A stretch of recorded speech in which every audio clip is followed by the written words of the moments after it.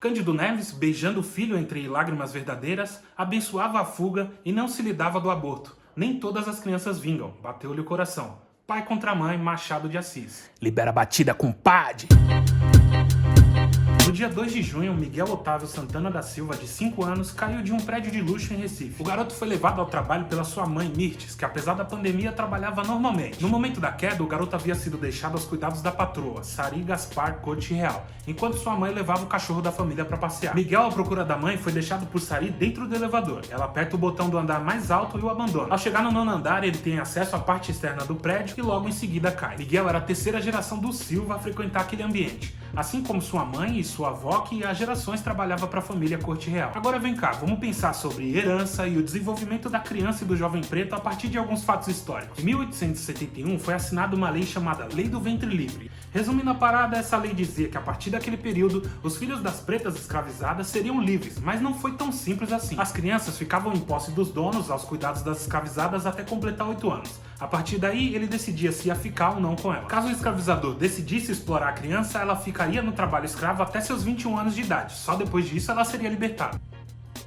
Quando os donos decidiam não ficar com as crianças, elas eram dispensadas, rompia o vínculo com a mãe, uma vez que ela não era mais responsabilidade dele. A partir daí, vamos para outro fato histórico, a roda dos enjeitados. A roda dos enjeitados era um mecanismo para abandonar recém-nascidos, que ficavam ao cuidado de instituições de caridade. A roda era instalada na parede das casas de misericórdia, tipo aquela paradinha onde a gente troca o bujão de gás na quebrada. Em formato de cilindro, tinha abertura só de um lado. Você colocava a criança e girava para dentro da casa de misericórdia. Assim não dava para ver o rosto de quem estava abandonando. Em 1726 foi instalada a primeira roda na Bahia e rapidamente se espalhou por todo o Brasil colonial. Nos conventos, as crianças viviam com doentes e pessoas com problemas psicológicos. As crianças que sobreviviam eram direcionadas, os meninos para a lavoura e as meninas para o trabalho doméstico. Depois da abolição da escravatura e a falta de um projeto sério pós-abolição, o povo preto foi empurrado para a marginalidade e expôs as crianças a uma vulnerabilidade ainda maior, desencadeando uma nova série de violências. A exemplo disso, temos a história de Bernardino, de 1926. Ele era um garoto preto que trabalhava como engraxate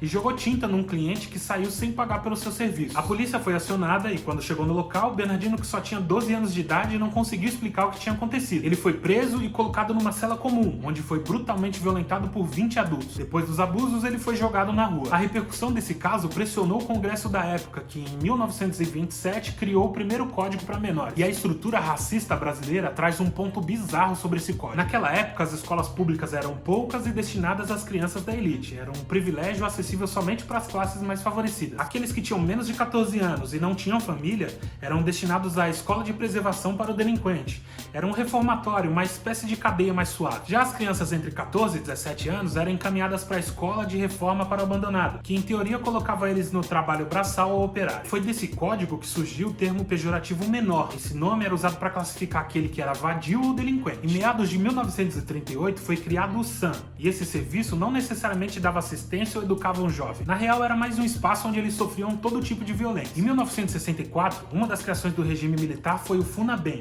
que surge com o mesmo propósito do SAM, só que comete os mesmos erros, como por exemplo superlotação e violência contra os internos. E assim esse processo foi se reproduzindo com a FUNABEM, que virou a FEBEM, que virou a Fundação Casa. E essa vocês já conhecem bem, certo? Há milhares de casos de mães que precisam deixar seus filhos sozinhos para buscar o sustento da casa. Filhos esses que sozinhos acabam aprendendo as atividades do lar e a ser responsável pelos seus irmãos, se contar a exposição a paradas como tráfico e outras coisas ruins. Esse bairro, por exemplo, se trata de um bairro onde vivem famílias de operários. O quadro típico é que o pai e a mãe vão trabalhar e as crianças ficam em casa. Quem toma conta normalmente é uma irmã maior ou alguma vizinha que paga para isso. A situação da criança é tanto mais caótica quando se sabe que a criança é só passivo de condenação por algum delito cometido após os 18 anos de idade, o que permite o aliciamento das crianças para que elas possam cometer algum tipo de crime ou de delinquência sabendo que elas não serão punidas. No máximo, serão enviadas a um reformatório onde conviverão um par de meses, onde pela pressão e pela falta de vagas serão automaticamente colocados em liberdade. Mirtes, apesar de saber do risco de expor seu filho à pandemia, não pôde deixá-lo sozinho em casa e o levou para o trabalho. A reflexão reflexão proposta aqui é como uma mãe que é obrigada a trabalhar cerca de 8 horas por dia, que leva cerca de 4 horas para se deslocar da sua casa até o trabalho, faz para manter o seu filho distante dessa estrutura racista que parece fazer de tudo para empurrar o jovem pobre para esse contexto. Sobretudo em um período crítico de pandemia que estamos vivendo, onde escolas e creches estão fechadas. A reprodução do pensamento colonial se reflete no momento que o empregador aproveita sua posição de privilégio para pedir para um funcionário fazer uma função que não faz parte da sua responsabilidade, como por exemplo levar um cachorro para passear. No apartamento estavam Sari,